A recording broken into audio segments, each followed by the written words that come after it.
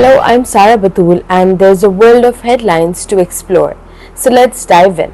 In a devastating attack at a rock concert near Moscow, 133 lives were lost and over 150 injured, marking Russia's deadliest assault in 2 decades. President Putin declared a national day of mourning, vowing to apprehend the perpetrators. Although ISIS claimed responsibility, Putin implicated international terrorism without explicitly naming the militant group.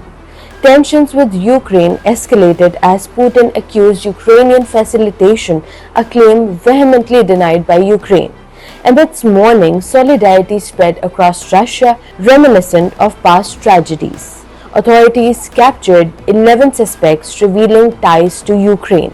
While ISIS motive remains unclear, the White House refuted Ukrainian involvement, emphasizing ISIS' sole responsibility. Meanwhile, the US Congress overwhelmingly passed a $1.2 trillion budget bill, securing government funding through a fiscal year that began 6 months ago and sending it to President Joe Biden to sign into law and avert a partial shutdown. Notably absent from the bill was military aid to Ukraine, Taiwan, and Israel.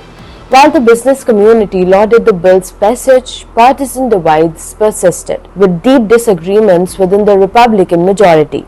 Speaker Mike Johnson faced internal opposition but ultimately secured passage. The bill allocates $886 billion to the Defense Department, including raises for U.S. troops. Despite months of brinkmanship, the bill's passage averted a government shutdown, providing stability but highlighting ongoing political tensions. In a disturbing development, human traffickers in Pakistan have begun exploiting migrants attempting to reach Europe via Iran, subjecting them to captivity and torture for ransom. Recent incidents have unveiled a grim pattern wherein victims endure brutal treatment, with videos of their suffering sent to families to extract money.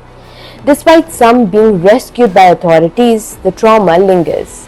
Pakistani authorities collaborated with Iranian counterparts to address the issue, emphasizing awareness and enforcement of anti-smuggling policies. Shifting our focus to Gaza, where the UN Secretary-General Antonio Guterres called for a ceasefire, decrying the ongoing horrors faced by its people. He spoke at the crossing on the Egyptian side of Rafah, where most of Gaza's population has sought refuge. Despite warnings that a Rafah operation would cause mass civilian casualties and worsen the humanitarian crisis gripping Gaza after nearly 6 months of Israeli bombing, Prime Minister Benjamin Netanyahu said he will press ahead with the attack. That wraps up our weekend edition of the must-know headlines. Until next week, stay connected with Dawn News English.